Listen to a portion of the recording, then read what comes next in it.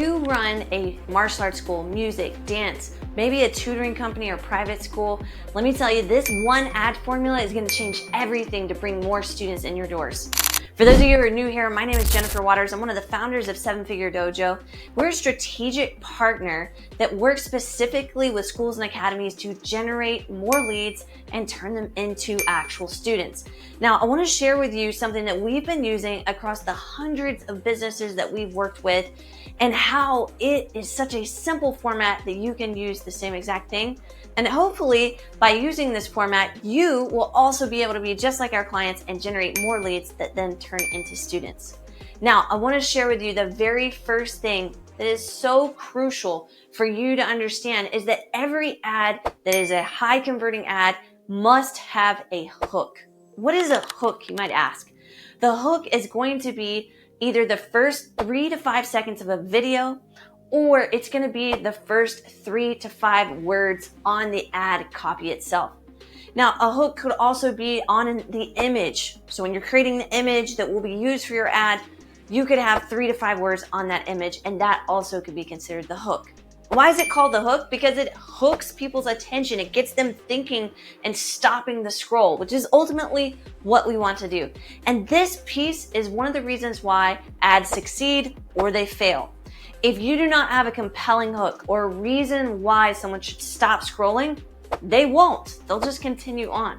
So step number 1 is to make sure that you really understand what your hook should be. Now, we help our clients out with this all the time, but there's different types of hooks that you can use. You could use a pain-based hook. So what is it that this person who's scrolling on the internet, scrolling on social media, is experiencing that's painful to them? And by saying, hey, are you one of these people? You're going to stand out in the crowd because that person's going, yeah, I am one of those people. And so you're going to hook them in. Another one could be a goal-based hook. So this is where you actually have some sort of altruistic goal that someone has in mind, and they've been searching for the right mentor, the right person, the right place to go in order to achieve the goal that they have in mind. So you're calling out that goal. Now, the last type of hook that is really crucial is you could just call out the type of person that you're looking for so they identify. So for example, if you're running a local ad, you might say, attention parents in whatever the name of your city or town is. That's going to be a hook. All of these, or a combination of these, are one of the key factors of why our clients see such great results when it comes to generating leads. Now, I want to talk about the second piece of the 4-part framework. You must also have really good visuals. Now, back in the day, visuals were dependent upon how good you were as a photographer or a videographer. These days, with AI technology, we can pretty much get photorealistic types of images that can be used in ads. Now, the interesting thing is that most of the time when it comes to creatives or it comes to any sort of advertising, we're on a pendulum for what is working in the marketplace. For example, what used to work were stock photography ads. I'm talking about years ago, 10 and 15 years ago, you could throw up a stock photography ad and you get lots of people going, oh, that looks really professional. These are models. I can identify that this is a professional business. Then we swung completely the other way. We ended up wanting real, raw, authentic photos so that we could go, okay, that's real and that's authentic and not fake. Then we came the other way and we went, wow, real authentic photos is the norm. So what is going to be an interruption to that pattern? Well, these AI generated images that are either cartoons or photorealistic or anything along those lines, that then became the norm. The crazy thing that's happening right now is that we see, depending upon the marketplace, depending upon what the offer is, that all of these elements, except for the stock photography, I think that one's pretty dead, all of these elements will work and will generate attention. So instead of throwing the baby out with the bathwater, as they say, we want to make sure that we're using a variety of these types of images or even videos to figure out what is actually going to cause someone to stop the scroll and again, engage with the ad. Now, the third piece that is so crucial that a lot of people miss out on is the offer. Now, because I come from a martial arts background, I actually grew my own martial arts school with my family to 7 figures. And we've been doing that multiple 7 figures for years and years now. I understand how important having a great offer is. Now, what I've also seen across many different niches is that there's a difference between a paid offer and a free offer and the type of people that come through those funnels. Most of the time, a paid offer is going to really narrow the amount of people who are going to come into that marketing funnel. Meaning, when we look at an offer for 6 weeks for $69 or $100 paid consultation or an assessment, something along those lines, we're getting people who are further down the funnel. So if you think about all of your leads that are possibly in the stages of buying are all filtering through a funnel. And the bottom of that funnel is where they actually sign up and they say yes. At the top of the funnel are people that have different levels of interest. So if you run a paid offer, normally you're getting someone who's A, either looking for a deal, or B, someone's already been in the consideration stage. They've already thought about doing whatever it is that you offer to do, and now they're really considering, and then you're hitting them with a paid offer. When you move that offer up to the top of the funnel with people who've never heard of you, never considered even potentially starting in whatever it is that you do, and don't know if you are real, authentic, and somebody that they can trust, what ends up happening is you constrict the amount of people who can possibly enter. And most of the time, you only get those people that are interested in a deal or something for their kid to do. We want to avoid that. We want to eliminate as many objections as possible.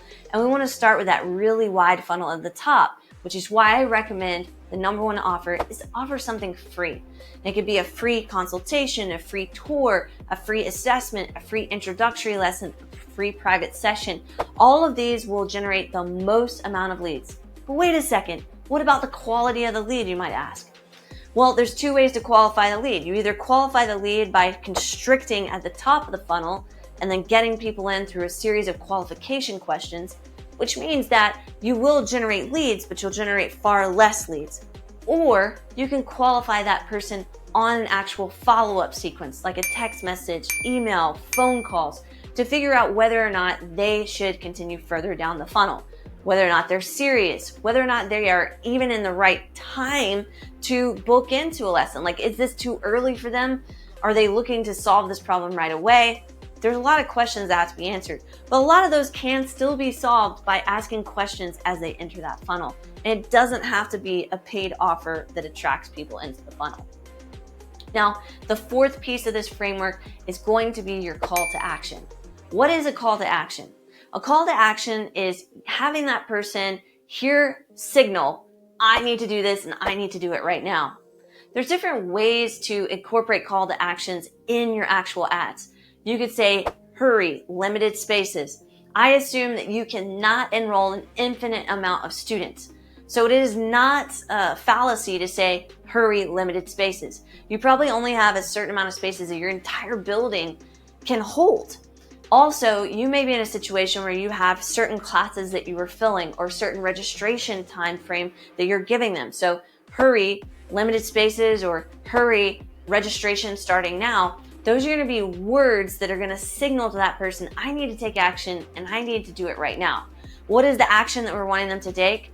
Usually on an ad, it's to fill out their information so that we can reach out to them with more details. We don't really want to take someone on an ad and then try to take them to a website where they can get lost in all of what's happening on the website. And we also don't want to take an ad and say, call us. Because the reality is that most people aren't going to take the harder path. And the harder path is to go from their phone, look at the phone number that you're putting there, write it down on a piece of paper because they can't toggle back and forth very well on the phone, get off the social media app, open up the phone app, and then dial the numbers and then wait for someone to pick up. Most people are not going to do that.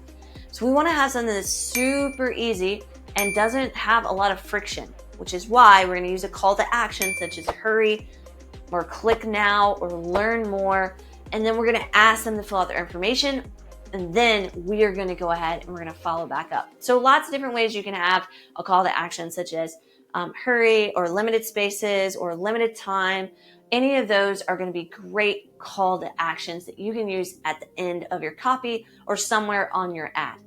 And speaking of call to action, if you would like to learn more about our processes, what we do here at 7-Figure Dojo, and how we can help triple enrollments in your school or academy in 90 days, make sure you go to the description area and click on the link.